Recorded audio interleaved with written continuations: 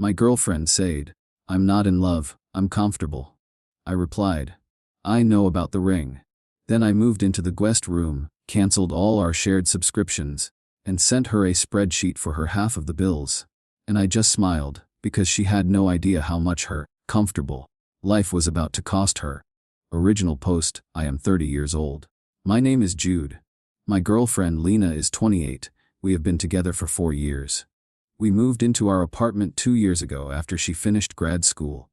I thought our life was good, it was stable. I work in web design, mostly from home. She is a marketing associate. We had a routine. I make coffee for both of us every single morning. I take care of the apartment, fix the sink, do the laundry, cook most nights.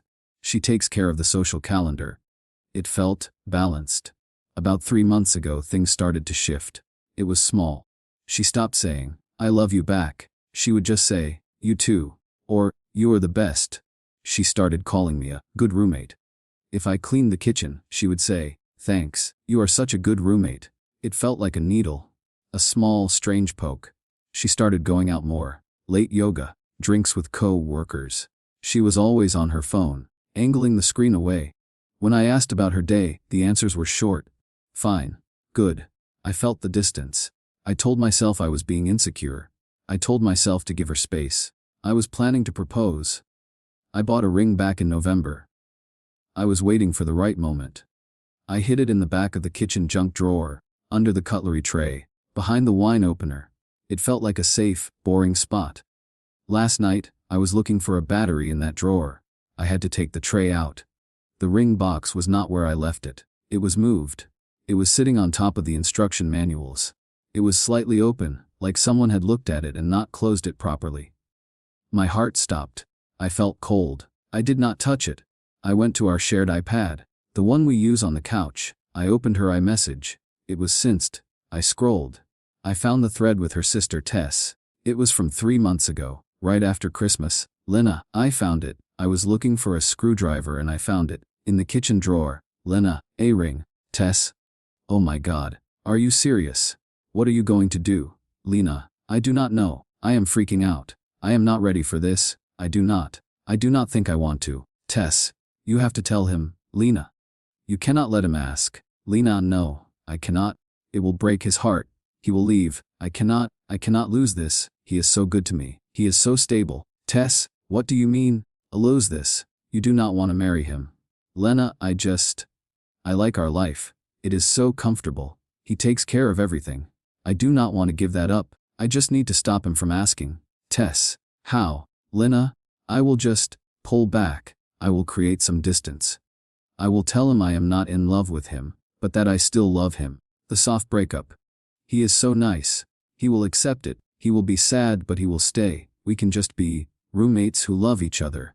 I just sat there, on the couch, in the dark. I read it 4 or 5 times. Comfortable. Stable. He takes care of everything. She did not love me. She loved the maintenance. She was not planning to be honest. She was planning to manipulate me. To engineer a soft breakup. So she could keep her comfortable life.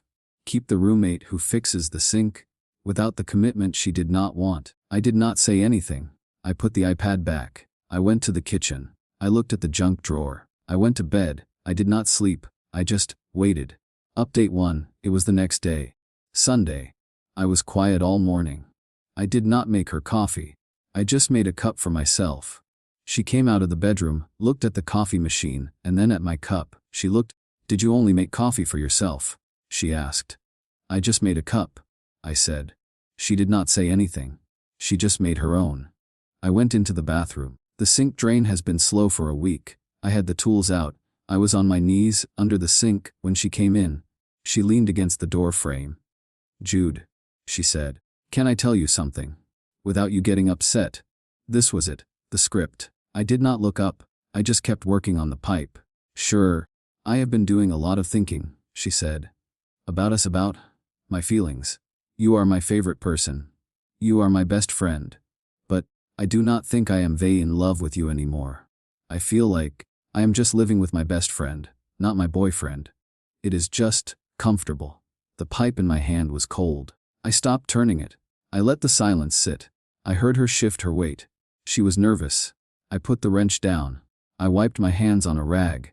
I stood up. I looked right at her. When did you find the ring? I asked. Her face, it was not a movie. It did not go pale, it just froze.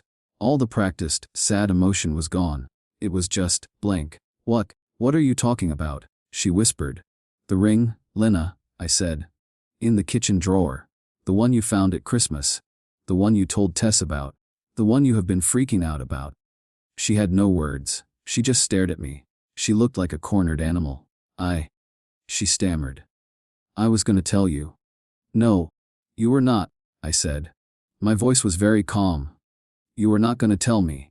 You were going to pull back. You were going to soft break up with me. You were going to tell me you were not in love, so I would not propose. You were going to keep me around, so I could keep fixing the sink and paying half the bills. You wanted this comfort. You wanted this convenience. You just did not want the commitment. She finally broke. She started to cry. I did not want to lose you, she sobbed. I was scared. I am not ready. You already lost me, I said. You just did not want to lose the maintenance. I walked past her. She grabbed my arm. Jude. Please. We can talk about this.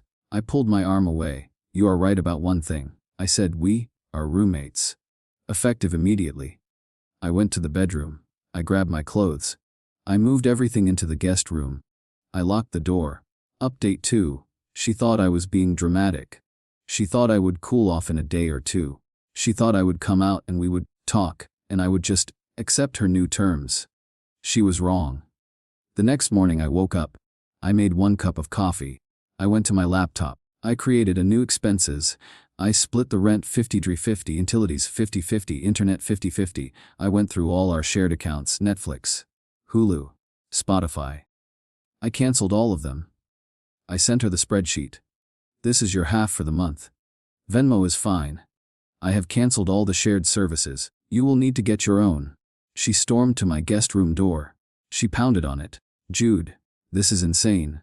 You are being so petty. I opened the door. I am not being petty. Lena, I said. I am being accurate. Roommates pay their own way. These are your terms. I am just finally agreeing with you. She looked at me. I hate you, she whispered. I know, I said. I closed the door. The next week was her birthday. I heard her on the phone with her friends making plans. She was going to have a small party at our apartment. On the morning of her birthday, she came out. I was at the kitchen table working. It is my birthday, she said. I know, I said. Happy birthday. I slid a small gift bag across the table. She opened it. She pulled out a single vanilla-scented candle. She looked inside the bag, as if she was missing something. She pulled out the card. I had written 2 sentences. Happy birthday, Lena. Hope this year brings you clarity. Her face just crumpled. A candle, she said. Her voice was shaking. This is it. A $30 candle. I just looked at her. It is a roommate gift, I said. I thought it was appropriate. She threw it against the wall. The ceramic shattered. You are cruel, Jude. You are a cold, cruel bastard. I am just done, Lena, I said. I went back to my work. The party was that Saturday. I told her I was staying. It is my apartment, too. I stayed in my room. I put on headphones. I could hear them all laughing and drinking. Around midnight, I went out to get a glass of water. The party was loud. Lena was drunk. She was holding court with a group of her friends. One of them, a girl named Maya, yelled, I cannot believe you were so stressed. You literally told us you were freaking out that he was going to propose. The room got quiet. Lena's face went bright red. Maya, shut up. You are drunk. No. Maya said. I remember. You said you found the ring in the junk drawer. You said you had to stop him before he did it. God, that was so funny. I just stood there in the doorway, holding my empty glass. All her friends were looking at me. Lena was frozen. She is right, I said, my voice cutting through the silence. She was freaking out. She told her sister all about it. It was a whole plan. Lena looked like she was going to be sick. Jude, stop. You are embarrassing me. No, Lena, I said. You are embarrassing yourself. I filled my glass with water. I went back to my room. I locked the door. Update 3. After the party, her friends left. Quickly, I heard her, alone in the living room, just sobbing. The next day, her Instagram post went up. A picture of her looking thoughtful, holding a cup of tea. Sometimes love changes form, and that is okay. Learning to embrace my own path. The comments were not what she expected. What does this mean? Did you and Jude break up? Jude is the best guy ever. What did you do? Her friend Maya even commented, lol, is this about the ring? She deleted the post in an hour. The soft breakup was not looking so good. The narrative was not in her control. She tried to talk to me. She knocked on my door. Jude, please, we need to talk. You cannot just, I am working, I said through the door. She tried to get me back into my old role, the maintainer. A few days later, she got a bad cold. She texted me from her room. Jude, I feel awful. I have a fever. Can you go to the pharmacy? I need medicine, and maybe some soup. I looked at the text. I replied, DoorDash delivers from Walgreens. Feel better. An hour later, I heard her on the phone with her mom, crying about how cold I was. How I was abandoning her. I just put my headphones on. She tried, one last time, a week later. She waited until I was in the kitchen, making dinner. Just for me. She stood in the doorway. She looked broken. Jude, she said. I cannot do this. This is not us. There is no us, Lena, I said. I did not look up from the vegetables I was chopping. You made that clear. I made a mistake, she said. The tears started. A horrible, stupid mistake. I was scared. I was an idiot. I was bored. Borud. I repeated. It was not a question. Yes, she said. It was all just so easy, so comfortable. I thought I needed passion. I was stupid. I see that now. I did not realize what I had until it was gone. I miss you. I missed his.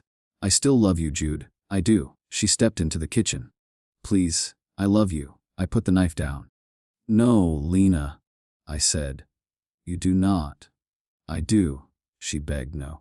You miss the comfort. You miss the convenience. You miss having someone to fix the sink and make you coffee. You miss the maintenance. You do not miss me. You miss what I did for you. She tried to argue. I held up my hand. I am not angry, Lena. I am just done. I am breaking the lease. I already paid the fee. We have 30 days to be out. Her face went white. What? The fee is thousands of dollars. I cannot afford a new place. I cannot afford that. Where am I supposed to go? That sounds like a you problem, I said. I have already found my new place. You have 30 days. Good luck. I went back to chopping my vegetables. Final update, it has been 6 months. I moved out. I have a small house about 45 minutes outside the city. It has a yard and a garage that I have turned into my workshop and office. It is quiet. I wake up, I make 1 cup of coffee and I get to work.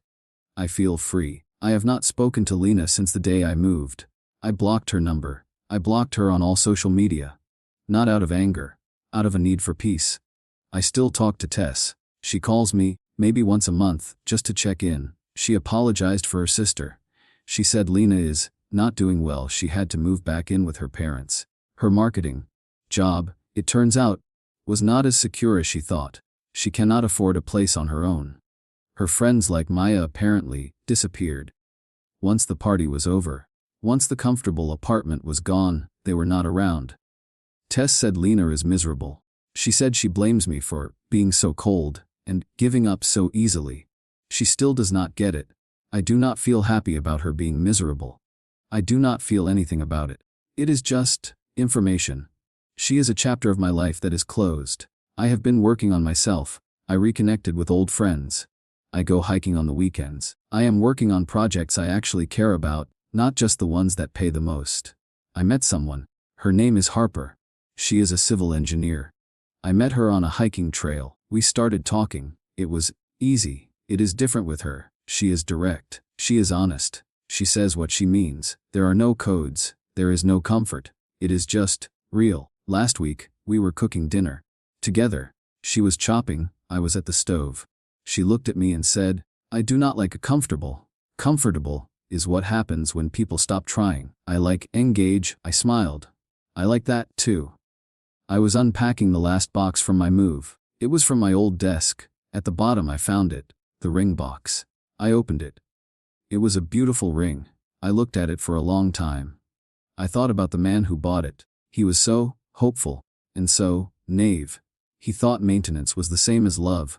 I closed the box. I put it in the back of my new desk drawer. It is not a sad memory. It is just A reminder.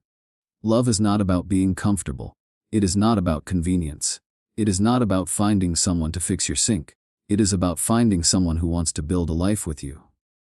Not just live in the one you built for them. I am done with comfortable. I am finally ready for real.